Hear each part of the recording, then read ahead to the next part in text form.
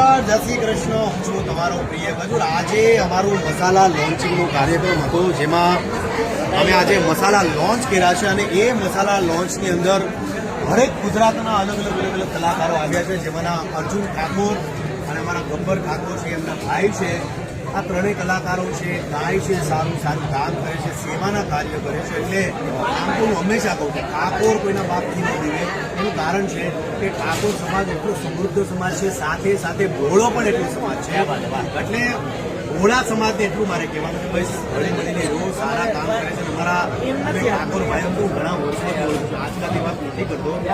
આ બે ઠાકોર ભાઈઓને ઘણા સમયથી ઓળખું છે અને આજે મને પોતાને ગર્વ થાય છે કે બનાસકાંઠાની અંદર લોકોના ઘર બનાવે છે, જરૂરિયાત લોકોના। એટલે સારા કામ કરો। હર એક યંગ જનરેશનને કહું છું કે જેટલા યંગ છોકરાઓ છે સારું કામ કરે છે તેનો બિરદાવો।